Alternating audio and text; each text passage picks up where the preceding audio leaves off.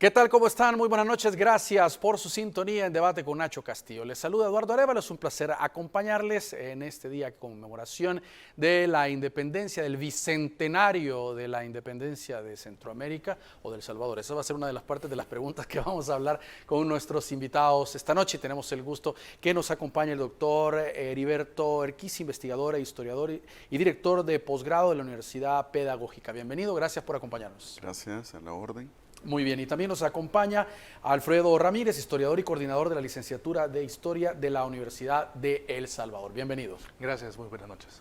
Muy bien, y vamos a saludar de inmediato a quien hace posible este primer segmento de debates, la Central de Seguros y Fianzas, líder en fianzas. Los salvadoreños somos valientes. Somos solidarios. Juntos saldremos adelante. Como siempre. ¡Ánimo y a luchar!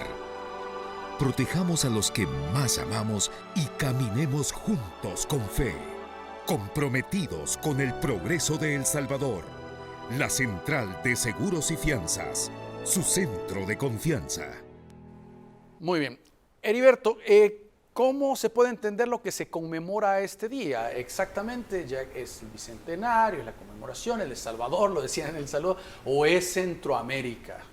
Bueno, en realidad lo que se puede entender y lo que debería ser es la independencia del Reino de Guatemala, ¿verdad? Sin embargo, es factible decir la independencia de Centroamérica, ¿verdad? Porque ese Reino de Guatemala es más o menos lo que hoy vemos de Centroamérica, ¿verdad? No es correcto decir la independencia de El Salvador porque en 1821 El Salvador como tal, como lo conocemos, el Estado de El Salvador no existe, ¿verdad? Sino que es más bien la unión de la Alcaldía Mayor de Sonsonate con la Intendencia de San Salvador hasta 1824. Entonces ese tipo de cosas hay que tenerlas claras para no entrar en falsos históricos, ¿verdad? Yo creo que es correcto decir, obviamente, independencia de Centroamérica, ¿verdad? De donde surgen al final y al cabo estos 5 países, ¿verdad? Hoy sabes, Centroamérica es más que esos 5 países porque hay que incluir Belice y Panamá, pero eso también tiene que ver como parte de los sucesos que proceden luego del 15 de septiembre de 1821. Lo que mencionan también es directamente la independencia de España. Exacto, hay una independencia de España, ¿verdad? O sea, el Reino de Guatemala se independiza de España, ¿verdad? Eso es correcto. Pero es un proceso que inicia ese día, pero que no es exclusivamente de ese año o ese día específicamente, sino que ahí marca el inicio de todo un camino. Sí, todo un en proceso. realidad el proceso de independencia como lo conocemos no inicia el 15 de septiembre de 1821. O sea, en la historia hay que hablar que, bueno, está llena de hechos importantes y todos estos hechos importantes tienen que ver tanto en lo que sucede en lo local como lo que sucedía a nivel global, digamos. Entonces, todas esas apuestas de, por ejemplo, ya ves que en El Salvador conmemoramos el bicentenario en 1800, el 2011, ¿verdad? Que lo que hace es recordar aquel movimiento del 5 de noviembre de 1811. Luego hay otro muy importante que es el del 24 de enero de 1814. Eso solo en San Salvador, pero en toda Centroamérica, en lo que hoy en día es Honduras, Nicaragua, en el mismo Guatemala, pues hay una serie de movimientos que están solicitando una diversidad de cambios, ¿verdad? Y todo esto en realidad lleva a culminar quizás en una firma del Acta de Independencia que elabora José Cecilio del Valle, pero también era un acta que debía de hacerse porque si no, es que se iban a independizar otros, ¿verdad? Entonces hay un montón de cosas ahí muy interesantes. Al final, la política de ese momento es sumamente interesante. No podemos ver, digamos, la independencia de Centroamérica. Alejada de la política. Alejada, obviamente, alejada de la política, ni de la economía, ni de lo social, ni obviamente de la religión, porque también la religión formaba o sea, tenía era un elemento importantísimo en una sociedad como la sociedad colonial del Reino de Guatemala, ¿verdad? Muy bien. Alfredo, para entender lo que ocurría en ese entonces es importante tener en cuenta qué es lo que se estaba viviendo, a qué tipo de política nos referimos, porque puede ser que muchos jóvenes entienden la política actual, no la política que se estaba viviendo y sobre todo lo que decía Heriberto, el contexto también que estaba ocurriendo en todo el mundo, para saber qué fueron los orígenes o qué llevó a una independencia en la región. Correcto, es decir, hay que recordar también de que en esa época, a inicios del siglo XIX, tendremos que hablar de modelos políticos. Y esto es bien importante, ¿verdad? Porque nosotros pensamos que los países siempre han existido, que el orden mundial, digamos, actual en repúblicas siempre ha sido así, y no es así. En el Bicentenario lo que nosotros tenemos que recordar es que teníamos una monarquía absoluta, éramos parte de una monarquía absoluta, y donde, pues, obviamente la soberanía está en el rey, la soberanía está en la familia real, y van heredando ese poder para gobernar de generación en generación. Lo que está sucediendo en América Latina es que varias de las antiguas colonias, y en ese momento pues están buscando, ¿verdad?, cierto nivel de autonomía.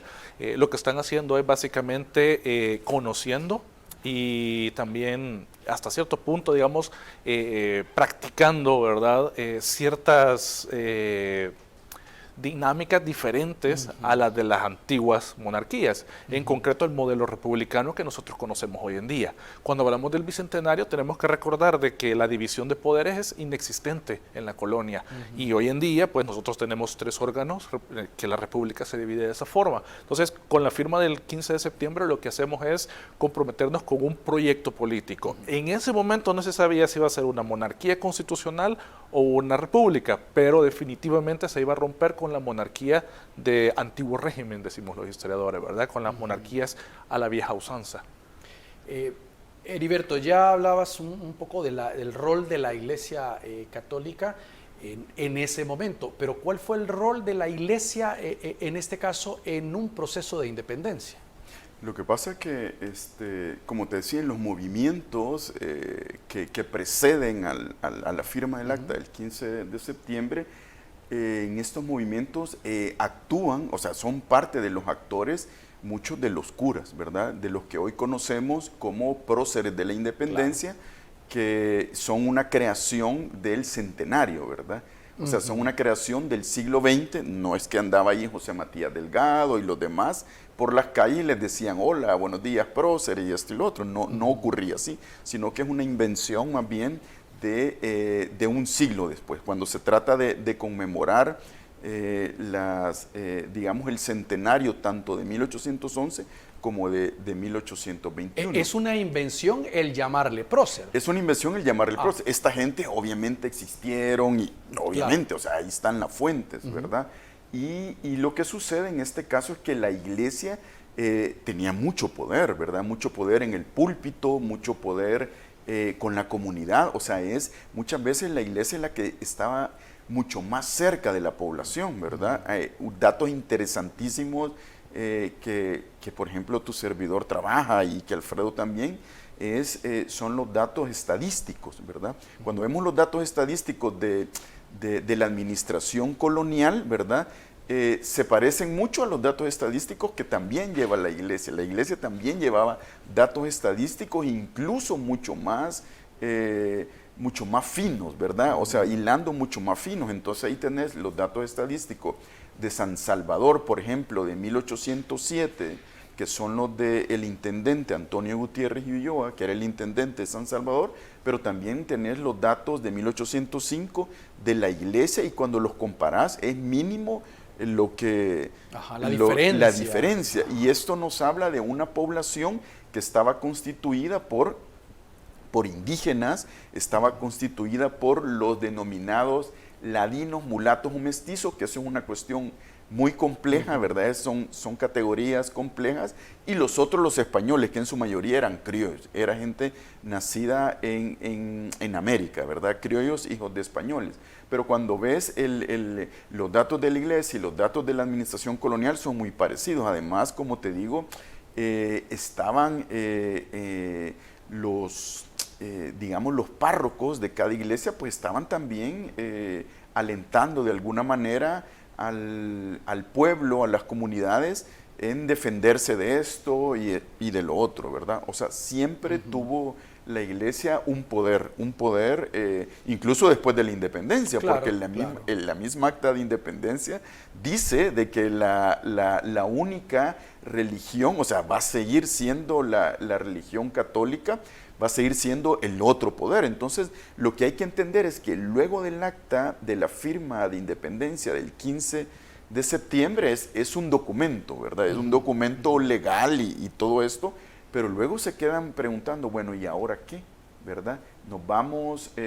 Nos anexamos a México, hay también la intención de anexarse a Estados Unidos, o nos quedamos independientes. Entonces ahí es donde empieza lo bueno, ¿verdad? Después yo creo que el amanecer del 16 de septiembre de 1821 es cuando inicia lo bueno, ¿verdad? Y por supuesto la iglesia tiene poder en la economía, Muchos prestamistas, que hoy podríamos llamar banqueros, vienen de la iglesia, ¿verdad? O sea, hay una serie de documentación, por ejemplo, te voy a mencionar el cura Mateo Cornejo de San Vicente, era un cura secular, o sea que no pertenecía a ninguna de las órdenes religiosas, y él era un prestamista que tenía no solo la plata como tal, sino que tenía tierras, tenía esclavos, y cuando se hace un estudio muy acucioso de su herencia,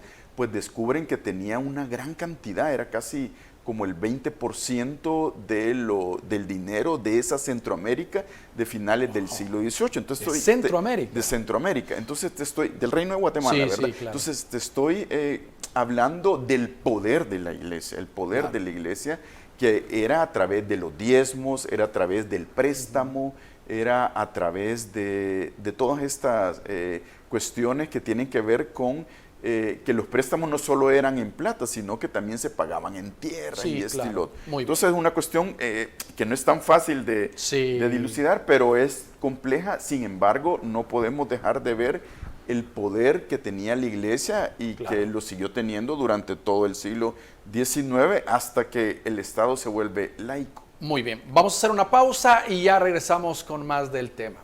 Muy bien, gracias por continuar con nosotros. Alfredo, ¿qué habrá pasado a partir de lo que nos decía Heriberto? Se firma el Acta de la Independencia, pero ¿qué pasó el 16 de enero de 1821? O sea, de ahí en adelante, de septiembre de 1821, ¿qué habrá pasado de ahí en adelante? Es decir, ok, está el Acta de la Independencia, hay que hacer un cambio, pero ¿en qué sentido va y qué involucra esto para la población? Bueno, difícil porque pasan muchas cosas, pero bueno, quizás lo más importante de rescatar, de señalar, es que después del 15 de septiembre esa acta es firmada en la ciudad de Guatemala y es enviada por correo a las diferentes ciudades, las más importantes de lo que había sido el reino, y que a partir de la firma del acta se llaman las Provincias Unidas del Centro de América. Bueno, correo para que lo entiendan los jóvenes, ¿verdad? O sea, no es un correo. mail, el correo es en mula. Correo de la época. O sea, correo es en mula, ¿verdad? Mula, sí. Y tardó exactamente, ¿verdad? Alrededor de 6 días en llegar a San Salvador. 6 días. Sí, llegó a San Salvador el 21 de septiembre de 1821 y llegó a eso de las 9:30 de la noche. Entonces, en el momento que la reciben, el jefe político de San Salvador, Pedro Barriere, la lee, la juran independencia y acuerdan al día siguiente, o sea, el 22, hacer una misa, una acción de gracias y de nuevo jurar independencia. Aquí sucede un hecho interesante. La independencia los que firman el acta, ¿verdad? Y los políticos que han quedado, porque de hecho cuando se firma la independencia no se remueven a los políticos de la colonia, quedan los mismos políticos, solamente que los hacen jurar frente a los ayuntamientos, es decir, frente a los alcaldes, porque se pensaba en la época que la autoridad residía justamente en los ayuntamientos, entonces era con ellos que había que jurar la independencia. Así lo hace Pedro Barriere y después pues el acta llega por supuesto a Tegucigalpa, Comayagua, León, Granada, todos los demás ciudades de Centroamérica y todos van jurando independencia. Una vez sucede eso, reciben correo desde México y el emperador de México, Agustín de Iturbide, les pide que se unan al imperio mexicano. Entonces ahí donde empieza, como decía Herbert hace un momento, empieza lo bueno, porque empiezan, digamos, las facciones políticas a mostrarse. Y hay una facción política en Centroamérica, hay una facción política que quiere la anexión a México definitivamente, consideran que Centroamérica como tal no es viable, tiene muy pocos recursos y que anexa a México, pues tendrían mayor oportunidad. Además, México ofrece un sistema político que es la monarquía constitucional, que digamos es una monarquía, pero tomando en cuenta la palabra de la población, de aquellos que pueden elegir representantes, y por lo tanto, pues lo ven como un sistema de gobierno más posible, ¿verdad? Ahora, en San Salvador se enfoca, y bueno, en otros lugares, pero principalmente en San Salvador, se enfoca el grupo de liberales republicanos. A la cabeza de quién está, pues ya lo hemos dicho, los que hoy conocemos como próceres y que en su momento no eran más que los líderes de la provincia o personas importantes de la provincia de San Salvador y bueno, empiezan a pensar que la anexión a México es un error, es seguir bajo el yugo de un monarca, de un emperador, ¿verdad? Y que además tiene aspiraciones desconocidas que no pueden ser medidas. En enero de 1822, Centroamérica decide unirse a México, y aquí viene un dato que no es muy conocido, ¿verdad? Pero San Salvador, como provincia, se declara independiente de México y de Centroamérica, o sea, se declaran rebeldes. San Salvador. San Salvador, exacto. Entonces, la opción es buscar un aliado que le ayude a protegerse de Guatemala y de México. Y vienen las tropas de México para anexar San Salvador. Entonces el 22 es un año extremadamente convulso, ¿no? Y están tratando de anexar a San Salvador constantemente a México porque es digamos, la provincia rebelde. En este momento los líderes de San Salvador toman una decisión interesante, forman una junta de gobierno y en la junta de gobierno la presidencia, el liderazgo lo toma Matías Delgado y elaboran un decreto de anexión a los Estados Unidos.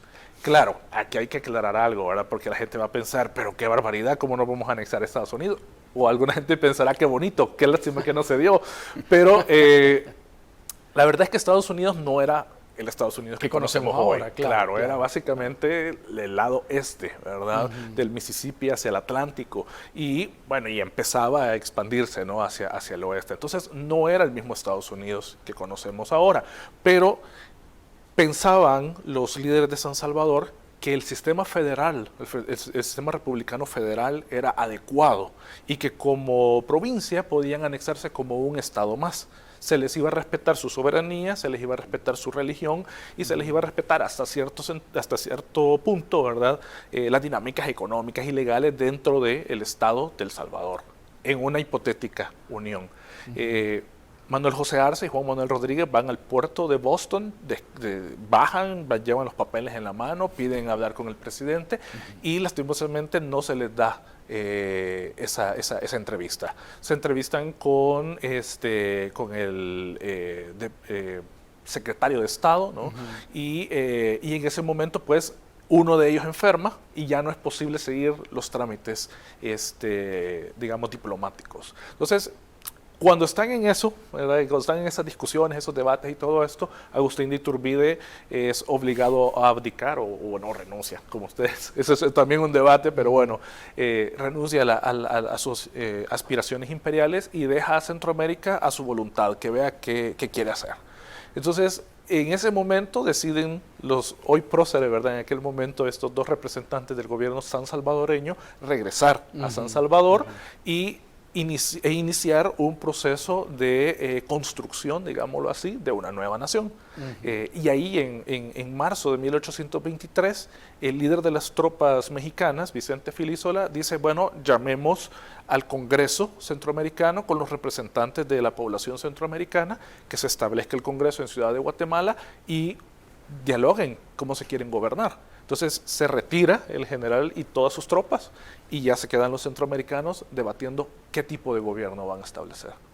Wow. Y surge siempre la pregunta, Heriberto, de cómo hubiera sido anexarnos a Estados Unidos o a México. O sea, siempre está, es por demás que ustedes que se dedican a esto no pensar cómo hubiese sido. Bueno, esa es la pregunta que siempre uno se hace. Bueno, ¿qué hubiera pasado? Pero eso en historia no existe, ¿verdad? Sí. Y yo lo que quiero traer a colación también de lo que estamos hablando con Alfredo, esto está basado en fuentes documentales de archivo, ¿verdad?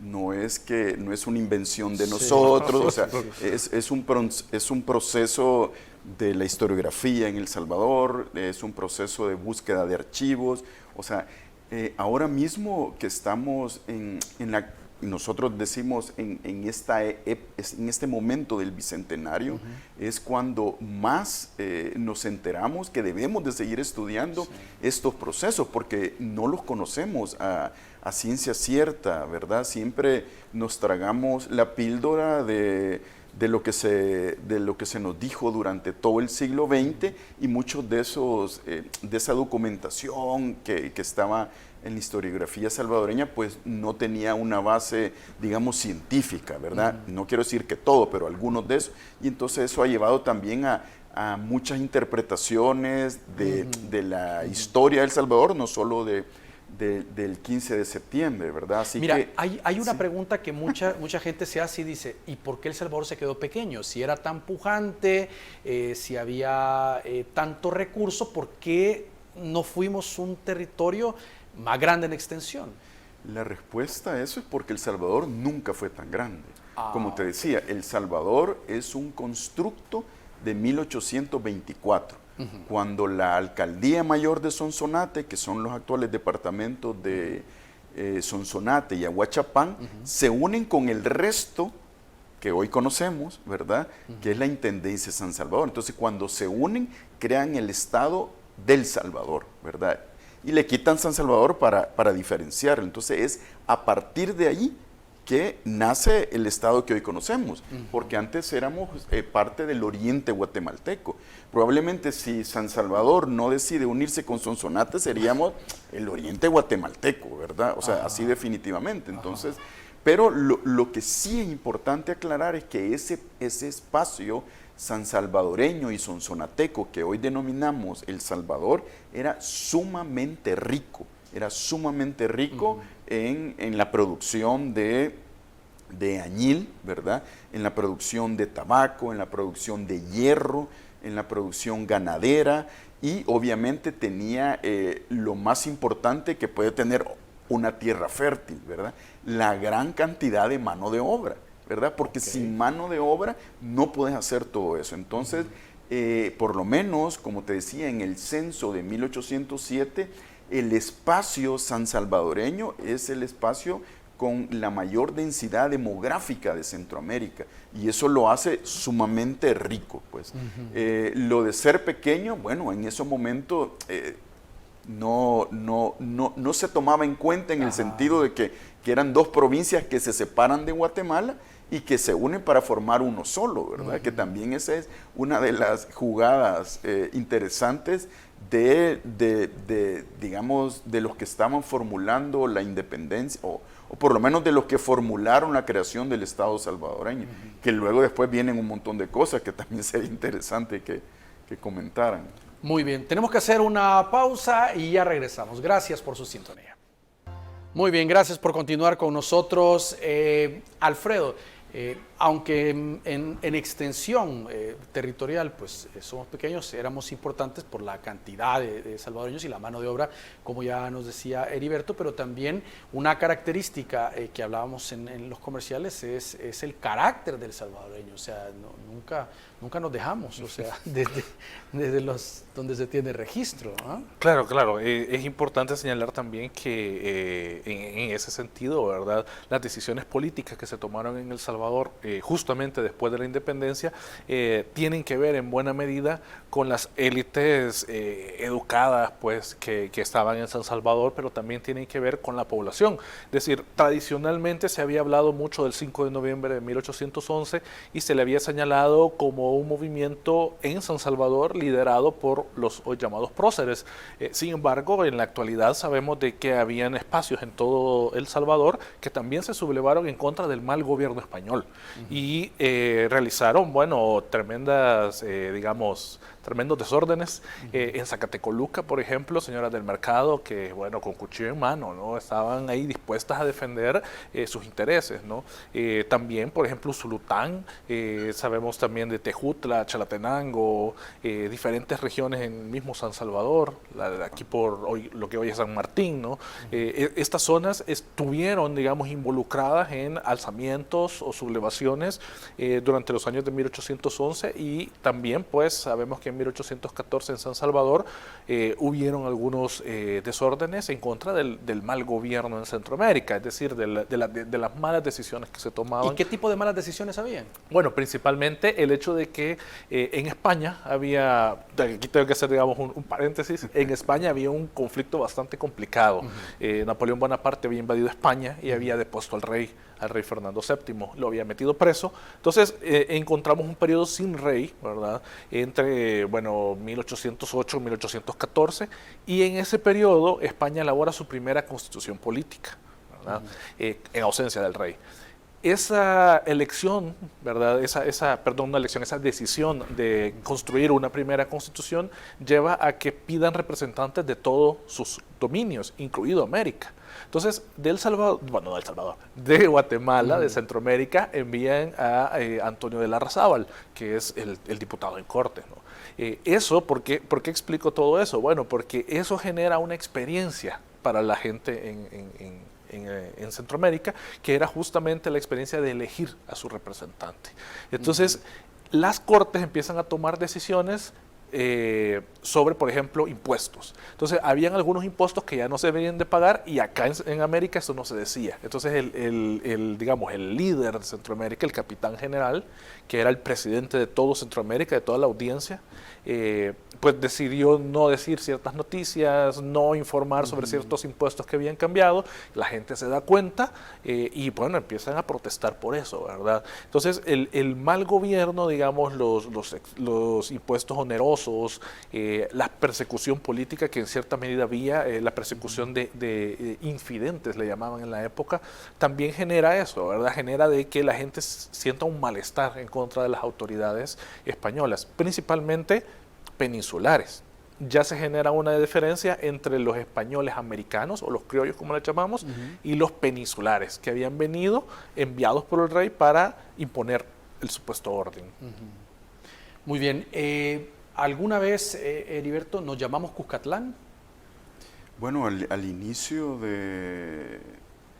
por lo menos en el siglo XVI, hay documentos bien tempranos, ¿verdad? 1528 en adelante hay documentos que definen a la vía de San Salvador como la vía de San Salvador de Cuscatlán, ¿verdad? A eso se refieren, ¿verdad? Luego pues pasa la provincia de San Salvador del Reino de Guatemala, ¿verdad? Y así. Pero Cuscatlán, por lo menos en la época colonial, sí hay documentos que hablan de San Salvador de Cuscatlán, que suena bien bonito, ¿verdad? A mí me parece súper interesante.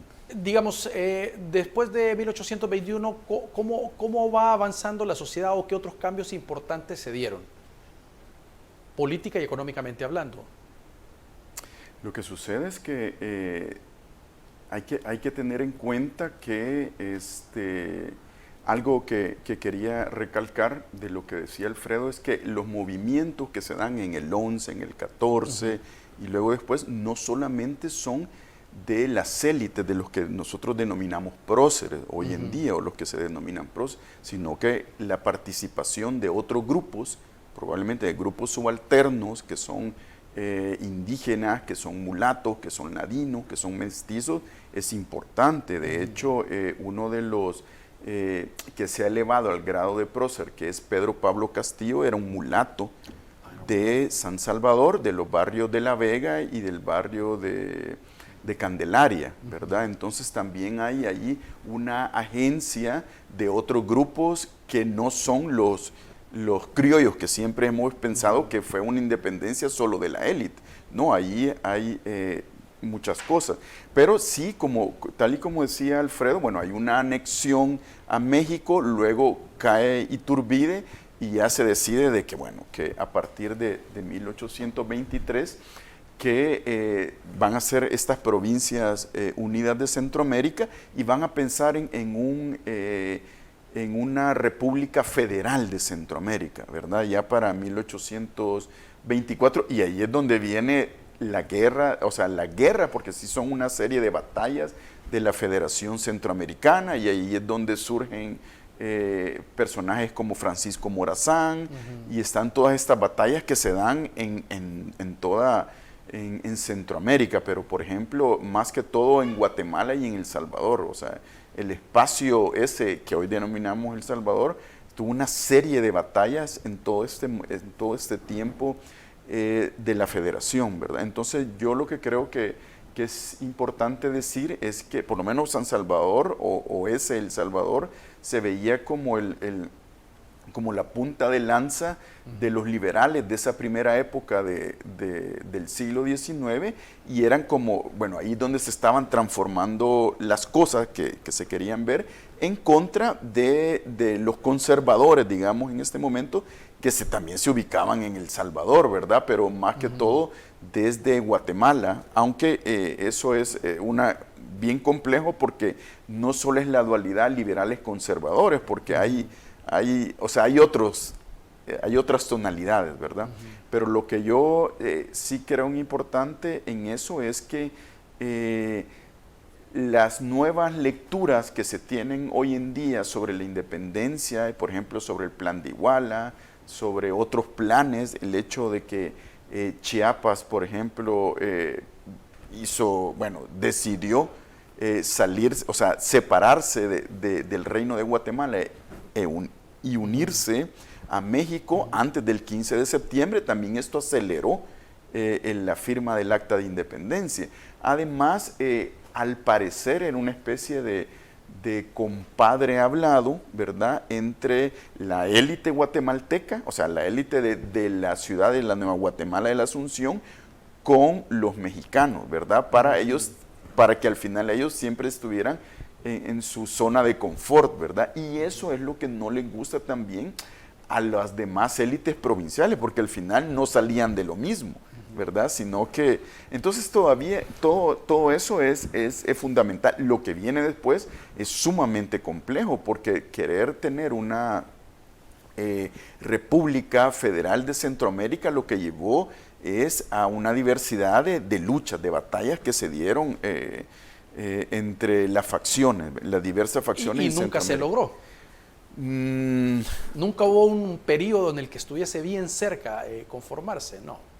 Pues no lo sé si tal vez Alfredo... Conformarse la federación. ¿Sí? No, por supuesto, duró 20 años. Solo que duró en medio de las batallas.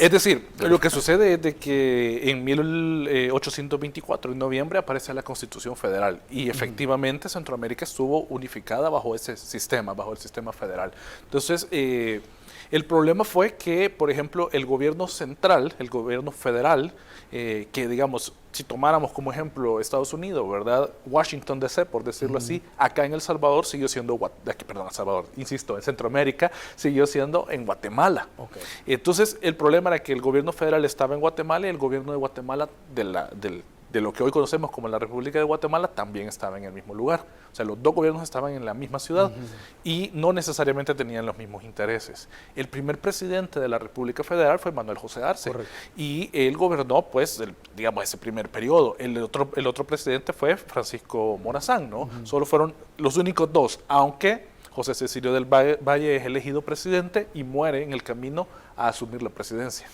Pero bueno, esa es otra anécdota. Lo interesante es que durante 20 años, entre 1800, bueno, más o menos, 1824 y 1840 aproximadamente, Centroamérica funciona como una, pero tiene graves problemas. Por ejemplo, ¿quién controla los puertos? ¿Quién cobra los impuestos? ¿Verdad? Las aduanas, por decirlo. Se toma la decisión que lo hagan los estados, pero los estados están quebrados económicamente, entonces no le transmiten el dinero o los impuestos al gobierno central, al gobierno federal. El gobierno federal no tiene tropas, las tiene que reclutar de algún lado, las recluta de los estados, pero los estados se enojan porque el estado federal se está metiendo en su jurisdicción. Entonces empiezan los conflictos entre cada uno de los estados y el gobierno central. El gobierno central, según algunos historiadores, era uno que andaba de estado en estado, de ciudad en ciudad, donde le daban permiso de asentarse, ahí se quedaba. Y el gran problema también que nosotros tenemos en la actualidad es que la ciudad de San Salvador fue nombrada Distrito Federal en algún momento, en la década de 1830, y el archivo federal fue traído a San Salvador. Y el archivo aquí en San Salvador, después de todo eso, a finales del siglo XIX, se quema. Entonces el archivo federal se quemó. No sabemos exactamente lo que sucedió con detalle porque no tenemos ese archivo. En el Archivo General de la Nación actualmente hay un fondo quemados, pero todavía falta mucho trabajo y se necesita pues un buen dinero para poder trabajar con esas fuentes que están tan delicadas. Muy bien, pero sería bueno hacerlo para conocer más de la historia. Vamos a hacer la última pausa y ya regresamos. Muy bien, gracias por continuar con nosotros. Entonces, Heriberto, al final la federación, pues los que lideraban eran un capitán sin barco personal propio, básicamente. No recibían tanto apoyo de cada región específicamente. Y eso empezó a generar problemas. Bueno, así parece. Y de hecho, bueno, se embarcan en préstamos también, ¿verdad? Se embarcan en préstamos con Inglaterra, que después los vienen a cobrar, y eso es una larga historia. Yo creo que también una de las cosas que conversábamos en el intermedio era que una de las solicitudes de San Salvador y luego de El Salvador como Estado era aspirar a tener su propio obispado, ¿verdad? Porque San Salvador y Sonsonate pues dependían del obispado de Guatemala. Y luego cuando el Estado salvadoreño se forma, digamos, como parte independiente de esa Federación Centroamericana, sigue sin tener obispado. Y entonces el tener obispado era de suma importancia primero porque los diezmos y todo esto que venía, pues quedaban aquí, no se tenían que enviar a Guatemala. Y por otra parte, pues te da otro estatus, ¿verdad? Te da otro estatus. Entonces es un pleito constante con las autoridades y el Vaticano y esto y lo otro. Y bueno, es hasta 1842 que ya se le da el obispado a San Salvador y por ende, como te decía, durante mucho tiempo se le denominó a la República del Salvador o al Estado del Salvador como la República Coja, ¿verdad? Porque no poseía un obispado, y eso es muy importante.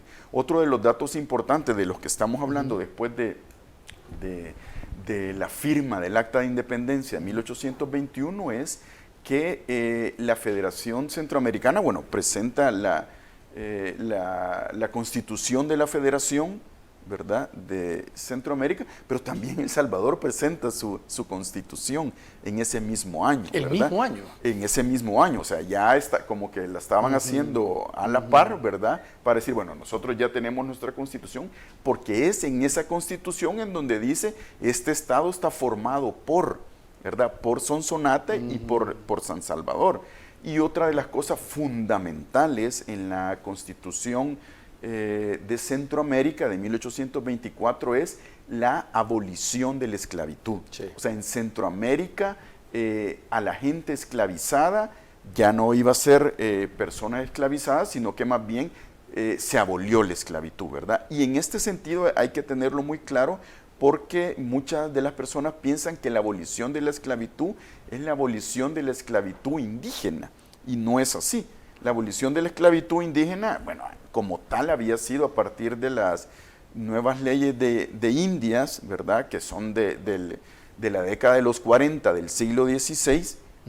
Sin embargo, lo que sucede con 1824 es de los africanos que se trajeron, ¿verdad?, obviamente de África a través de un recorrido por todo el Atlántico, y que se importaron a Centroamérica, al Reino de Guatemala, y también a ese San Salvador y Sonsonate. Entonces, lo que se iba a hacer es la abolición de esas personas esclavizadas, ¿verdad? Que también de alguna manera creó conflicto, porque las personas que tenían esclavos, o sea, la esclavitud en esos momentos era legal, ¿verdad? Vos podías venir y comprar esclavos. Claro. Entonces, cuando se abolió esta ley de la esclavitud, también había que reparar a los dueños de los esclavos, entonces había que pagar. Pagarles. Entonces, es una cosa que también muy poco se habla, que de hecho, bueno, con Alfredo estamos estudiando esa parte, porque es sumamente compleja y hay que traerlo a cuenta también, porque eso también aporta a la visibilización, ¿verdad? A visibilizar más bien, perdón, al componente africano, ¿verdad? Eso quiero preguntar. Aquí se han manejado muchos temas o muchos mitos, que hubo un presidente que prohibió a las personas de color en El Salvador, porque todos quizás nos preguntamos, ¿por qué este es el país que tiene menos personas? Si es que hay alguna, esporádicamente, o alguna región con personas de color, a diferencia, bueno, de toda Centroamérica, pues, que tiene personas de color. ¿Qué fue lo que marcó esa diferencia, que no tuviéramos una cantidad grande de población acá? Mira, bueno, eso es como para otro programa, yo sé. Pero te lo voy, o sea, en El Salvador actual, los primeros africanos que llegan vienen con Andrés Niño en su viaje. Son 20 personas esclavizadas que vienen y andan en el Golfo de Fonseca con él, ¿verdad? Cuando descubre, o sea, para los españoles, digamos, el Golfo de Fonseca y Meanguera y esto y lo demás. O sea, el otro año se cumplen 500 años de ese viaje, fíjate. Entonces, luego, obviamente, los españoles traen africanos, gente africana, no esclavizada y esclavizada también. Okay. Y por otra parte, es cuando las nuevas leyes de Indias dicen de que ya no hay que utilizar mano de obra indígena para esclavizarlos. Entonces dice, bueno, entonces ¿qué hacemos? Traemos otro elemento, otro componente humano, que es el componente de África. Entonces se traen africanos. Lo que sucede es que El Salvador, estamos viendo hoy en día, estamos pensando que los afrodescendientes solo son los de la costa atlántica de Centroamérica, los que están en Guatemala, los que están en Honduras, en Nicaragua, en la provincia de Limón, en Costa Rica y en Panamá. Pero existen los afrodescendientes que están de cara al Pacífico. También en Guatemala, o sea, hay afrodescendientes que están de cara al Pacífico. Lo mismo El Salvador, los de Nicaragua. Entonces, lo que normalmente vemos como afrodescendientes o africanos en nuestro constructo han sido los del Caribe. Pero los otros son también africanos, lo único que vienen de otras oleadas, que son oleadas coloniales, ¿verdad? O sea, que son como más antiguas, digamos, ¿verdad? En ese sentido, hoy en día, obviamente hay poblaciones, hay comunidades afrodescendientes en El Salvador.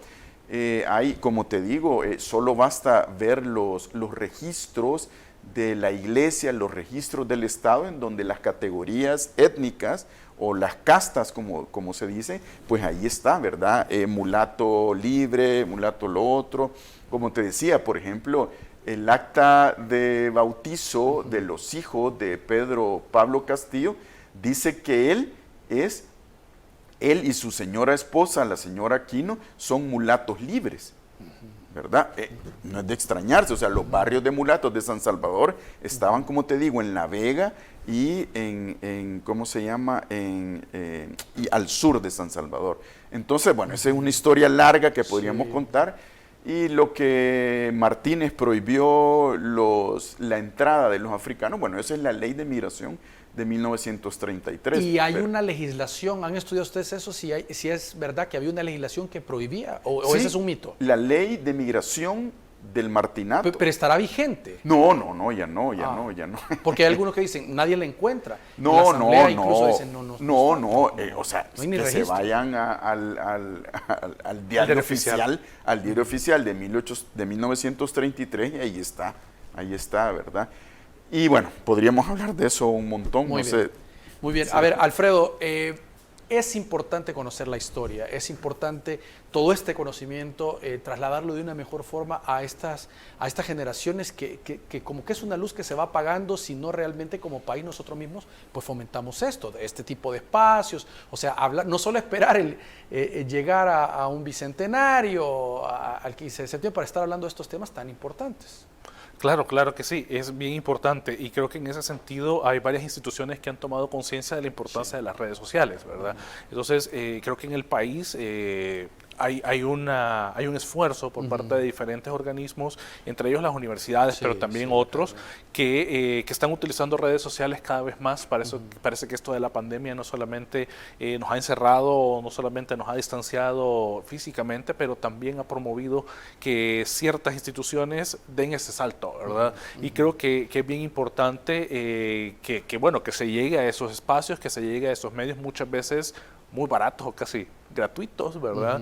Pero lo importante, creo yo, ¿verdad? Y en este sentido la historia no solamente es información, sino también es formación, es que cuando nosotros leamos algo en redes sociales tengamos la certeza de que podemos compararlo con al menos dos fuentes de información, o que el lugar que nos está dando la información tenga la validez, ¿verdad? Para darlo, porque yo he visto muchos mitos, creo que Herbert también los ha visto, que aparecen, por ejemplo, de repente cosas sobre Oriente, cosas sobre los indígenas en El Salvador, y bueno, y nada más repiten mitos, ¿no? Repiten información errada, y creo que sí hay una necesidad en El Salvador de conocer cada vez más la historia. No sé si los más jóvenes la tendrán, pero definitivamente en El Salvador hay mucho interés por la historia. Lo que no ha existido, y bueno, y esto se debe a que las universidades fundaron sus carreras de historia hace 20 años. Eso iba a preguntar, a ver, poco, ¿no? si se está moviendo la carrera en la universidad, ¿hay demanda? Sí hay demanda.